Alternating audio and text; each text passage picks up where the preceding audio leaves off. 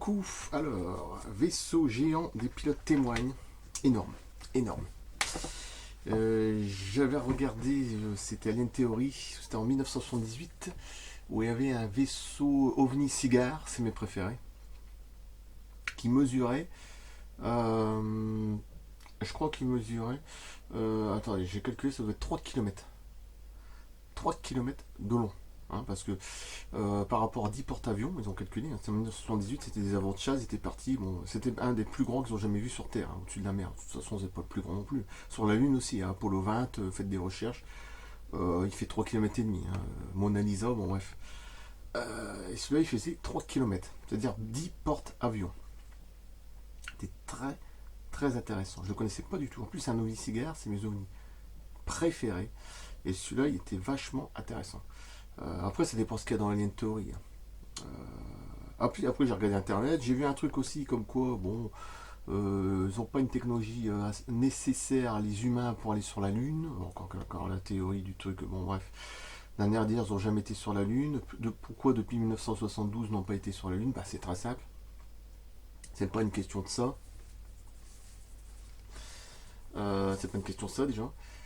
C'est pas une question ils n'ont pas la puissance nécessaire pour aller dessus. C'est tout simplement parce qu'ils ne sont pas la bienvenue depuis 1972, que ce soit astronautes, cosmonautes, spationautes, hein, russes, américains, français.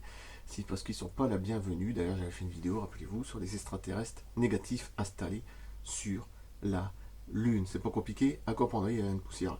C'est pas énorme. Donc, c'est pas compliqué à comprendre.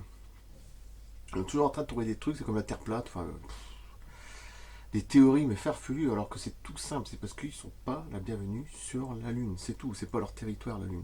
C'est comme un astre, un vaisseau mort, comme il disait David Icke, enfin d'ailleurs on le voit même plus du tout, il est terminé. Donc voilà, c'est parce qu'ils sont pas la bienvenue, c'est pas compliqué à comprendre. Ils essaient toujours de trouver des théories, des trucs, bon bref. Oui, j'ai une petite blague avant de commencer, c'est rigolo.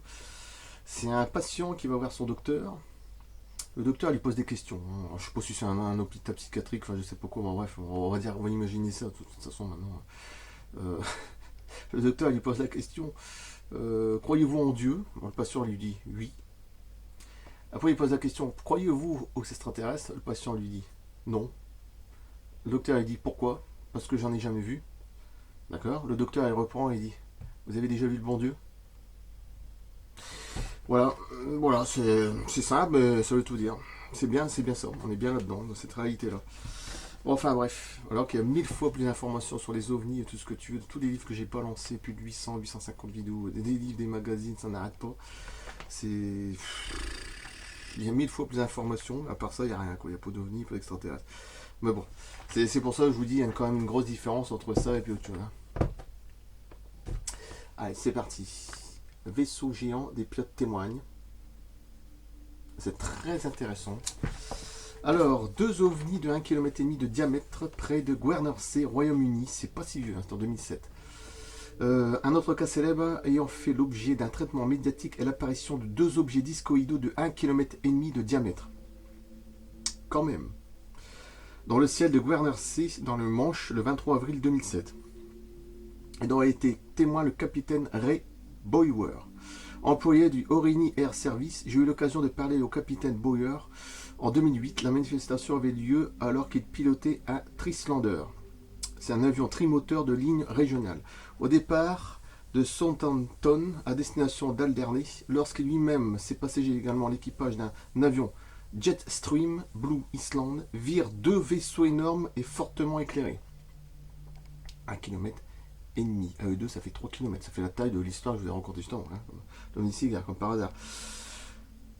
La tour de contrôle de l'île de Jersey avait également repéré deux objets inhabituels sur son radar. Parce que d'habitude, il les repère pas. Mais là, il les a repérés. Donc, on voit comme quoi, en plus, 1 km et demi, c'est pas un avion, c'est pas un oiseau non plus. Bon, bref, vous pouvez chercher tout ce que vous voulez, des drones. Non, c'est pas la peine. Il n'y a rien qui tient. Lorsque je travaillais au contrôle du trafic aérien dans un aéroport international, j'étais responsable des rotations des appareils appartenant aux différentes compagnies. Parmi ces appareils, il y avait le Trislander d'Aurigny, un petit avion de 18 places et qui n'avait pas de porte entre le cockpit avec son unique pilote et l'espace passager. C'est ainsi que le capitaine Boyer reconnaît avoir été conscient du fait que les passagers voyaient et parlaient des objets. La petite taille de l'avion a vraisemblablement fait ressortir ces objets comme étant encore plus incroyables. Un vaisseau discoïdal. Discoïdal. C'est pas un ovni-cigare. Alors après, il peut changer de forme, mais bon. Mais quand c'est un gros truc comme ça, c'est un vaisseau mère, hein, plutôt. D'un diamètre de 1,5 km à une surface énorme. Vu du côté, il peut paraître fin comme un disque. Comme deux assiettes, comme ça, imaginez comme ça. Hein. Très très fin. Mais 1,5 km, hein, c'est pas des petits ovnis de 10-15 mètres qu'on voit, truc classique. Hein, bon, bref. Cependant, vu de dessous, un objet circulaire de cette taille doit être énorme. Et si l'on compte plusieurs niveaux de même surface superposés, alors on obtient une surface totale de la taille d'une ville. Pour cette raison, et par rapport à ces implications, je suis surpris par le fait que les médias aient couvert ouvertement cet incident particulier. Cela est peut-être dû au fait que le premier reportage est sorti dans le journal local de Guernsey, où le capitaine Boyer vivait, suivi par des interviews dans les journaux télévisés de la télévision nationale britannique. Alors attention avec les médias. Hein. De nos jours, le public est davantage familier avec le concept des navires géants, extraterrestres, qui volent, ayant vu des productions telles que Rencontre du troisième type ou Independence Day. Pour ma part, je vais faire beaucoup plus Rencontre du troisième type, dans lequel les effets spéciaux hollywoodiens arrivent à créer l'illusion de la réalité. Cependant, ce qui est stupéfiant, c'est le fait qu'il existe réellement des navires. Il existe réellement des navires extraterrestres géants. Oui, alors il ne faut pas confondre hollywoodien, hein, le monde hollywoodien, et la réalité ufologique. Hein, attention, c'est deux choses qui sont complètement différentes, l'opposé. En réalité, bref, après on vous embrouille avec des films. Puis après on vous dit finalement c'est une technologie militaire comme ça, bien endormi. Puis après, facile à les tuer évidemment. Un coup de pistolet dedans, ils sont morts. Oui, c'est... Bon, bref. Aperçu en orbite autour de la planète et même dans l'atmosphère, qui ont la capacité d'accueillir des dizaines de milliers de personnes qui apparemment sont impliquées dans des opérations de courte durée, voire permanentes à bord. Pour ma information, les porte-avions modernes ont une capacité de 5000 à 6000 personnes. Ces villes permettent-elles à leurs scientifiques, aventuriers et surveillants d'avoir des bases permanentes loin de leur monde d'origine ou peuvent-ils rentrer chez eux s'ils le souhaitaient? Alors, il est possible que certaines de ces villes soient plus éthériques et servent de base à des observateurs spirituels plus avancés à l'évolution cosmique de galactique. C'est pas comment dire ça. Je vois ce qu'il veut dire, éthérique, tout ça. La référence de la nouvelle Jérusalem dans l'Apocalypse mentionne une ville sainte venant des cieux à la terre et le fait que sa taille correspondrait à 12 000 stades. Écoutez bien, l'équivalent d'un diamètre de 2200 km de long. Donc des vaisseaux comme ça, c'est fort probable. Et même encore beaucoup plus grand. Il y en a qui font la taille de la Terre. Je ne serais pas impressionné. Bon, hein, comme ce qu'on a autour du Soleil, des trucs mais gigantesques qui font la taille de la planète la Terre, on voit encore beaucoup plus grand. Parce que le Soleil, c'est comme du carburant, c'est un peu comme l'essence. Hein. Bon, bref. C'est un peu, oui. Mais c'est un peu ça, c'est une énergie. Tiens, donc, voilà. Des quelques cas mentionnés ci-dessus, il ressort clairement qu'il y a des interactions constantes entre la Terre et des civilisations avancées qui semblent avoir la capacité de voyager entre les planètes, étoiles et galaxies. L'univers est clairement capable de favoriser la vie ailleurs. Aujourd'hui, on a confirmé l'existence de plus de 3700 planètes extrasolaires. Depuis ce temps-là, ça a dû monter. Hein.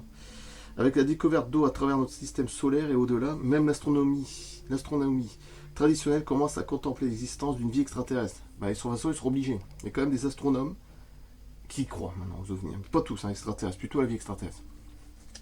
Il y en a beaucoup qui sont trop enfermés, qui ne veulent pas voir la vérité, comme les scientifiques. De toute façon, c'est comme ça. Bon.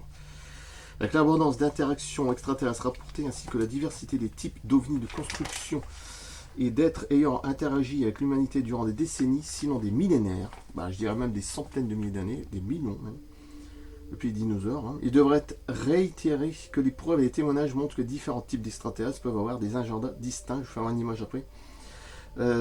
Certains semblent être là uniquement dans un but d'observation.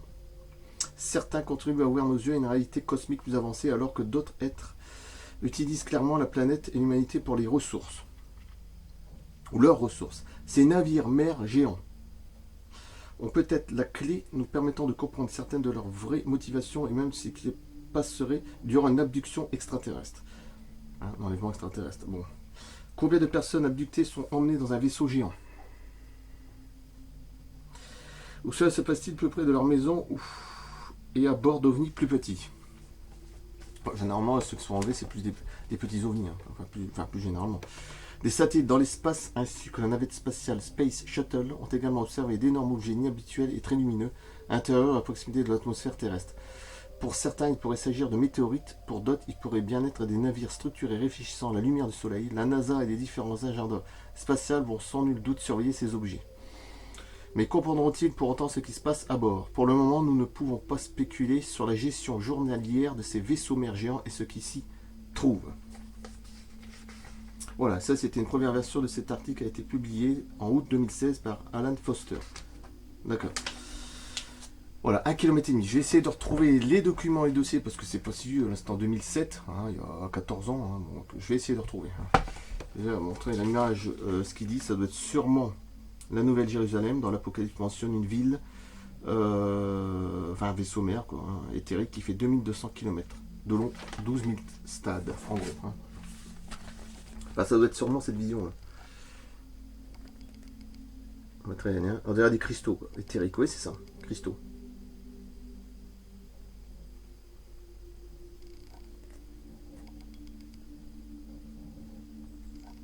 Ça, je vous ferai un lien à la fin, photo. Alors, Alan Foster est écrivain, chercheur et conférencier à une échelle internationale, spécialiste des thèmes OVNI, crop circle, ainsi que des sujets liés à l'environnement et la spiritualité. Bon, il est un peu comme moi, ça c'est bien, ça rejoint plein de trucs. Il enquête sur le phénomène OVNI depuis plus de 40 ans et les formations crop circle depuis 18 ans. Son expérience professionnelle compte 19 ans dans l'industrie aéronautique, dont un poste de directeur des opérations au sein d'une compagnie aérienne commerciale spécialisée dans le transport des forces américaines au Royaume-Uni et dans le bassin méditerranéen, ainsi qu'une position similaire dans un aéroport international. Bon, mais à côté, c'est tout petit. Il a visité plus de 80 pays et a étudié la méditation et la métaphysique. Bon, mais c'est déjà bien. Bon, c'est amateur ce que je fais, mais c'est déjà énorme ce que je fais. Je me rends même pas compte que je suis déjà à plus de 900 abonnés, hein, quand même. Et 150 000 vues, hein, en gros. Pour informer le grand public sur ces sujets, il a déjà donné des centaines de conférences et des grands groupes ou des organisations. Il est membre du conseil d'administration de l'Institut d'exopolitique, recherche et d'éducation. Quand même, Alan Foster. Hein, on est loin d'être un rigolo, hein, d'accord? On est très loin parce qu'on imagine toujours que ces gens-là, c'est des uluberlus comme nous, hein, bon bref, plus ou moins uluberlus, c'est facile à dire. Hein. Bon, enfin bref, deux ovnis de 1,5 km de diamètre près de Guernsey, Royaume-Uni. Là, c'est discoïdal, c'est énorme. 1,5 km discoïdal, vous imaginez déjà la taille, la gueule. C'est énorme. Je coupe là, j'essaie de trouver des images, j'espère que je retrouverai sur ça. Sinon, je vous mettrai que le truc de la fin, le vaisseau mer géant hein, dans l'Apocalypse de Jérusalem. C'est ce que je mettrai. Au pire, je mettrai que ça, c'est pas grave. Merci et à bientôt d'ici 2 ou 3 jours. À plus. Portez-vous bien. Très très grand livre. Il y a encore une histoire dessus. Peut-être je la ferai. Une ou deux. Je vais voir. À plus.